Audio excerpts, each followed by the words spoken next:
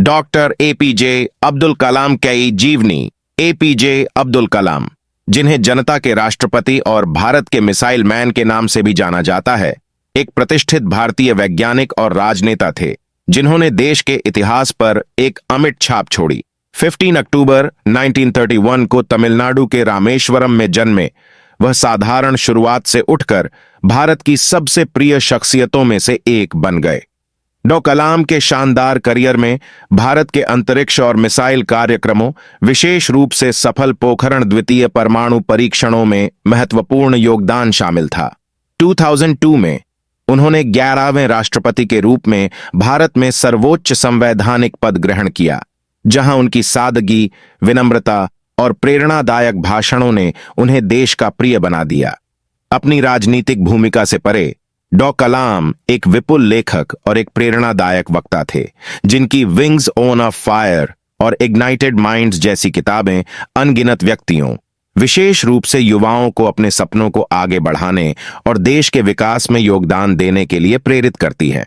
उनकी विरासत विज्ञान, शिक्षा और समाज की भलाई के प्रति अटूट समर्पण की है और उनका प्रभाव पीढ़ियों को प्रेरित करता रहता है।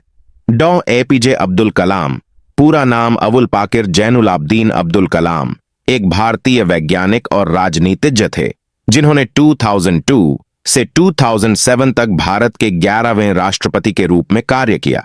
डॉ कलाम को कई पुरस्कार और सम्मान मिले, जिनमें भारत का सर्वोच्च नागरिक पुरस्कार भारत रत्न और इंजीनियरिंग पुरस्कार ह्यूवर मेडल शामिल हैं।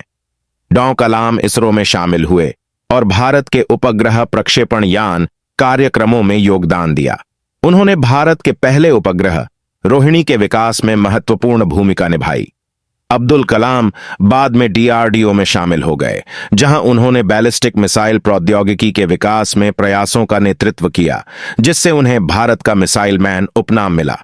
डॉ कलाम ने 1998 में पोखरण में भारत के सफल परमाणु परीक्षणों में महत्वपूर्ण भूमिका निभाई।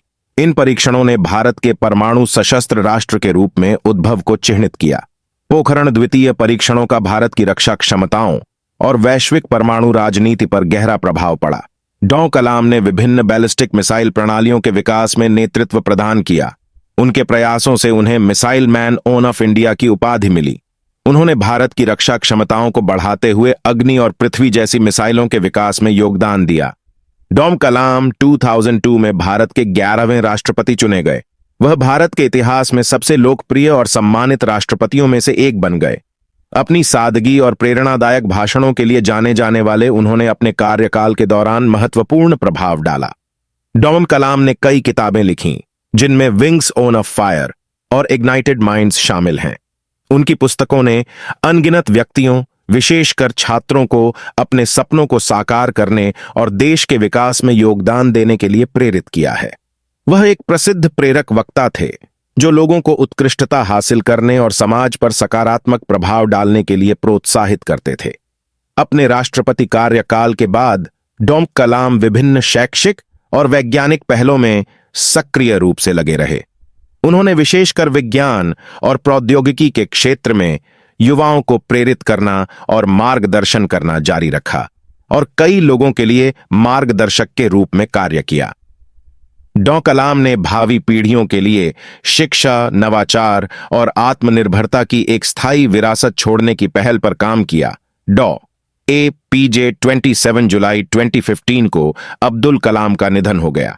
प्रबंधन संस्थान शिलांग में व्याख्यान देते समय उन्हें कार्डियक अरेस्ट हुआ।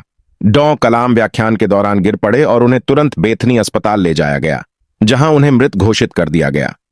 उनकी मृत्यु पर भारत और दुनिया भर के लोगों ने शोक और संवेदना व्यक्त की। हालांकि वह अब हमारे साथ नहीं हैं।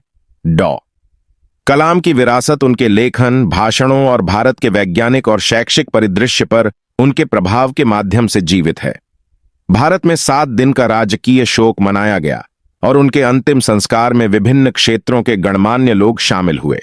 उन्हें एक दूरदर्शी नेता के रूप में याद किया जाता है। उनकी किताबें और भाषण व्यक्तियों को उत्कृष्टता के लिए प्रयास करने और समाज में योगदान देने के लिए प्रेरित करते रहते हैं।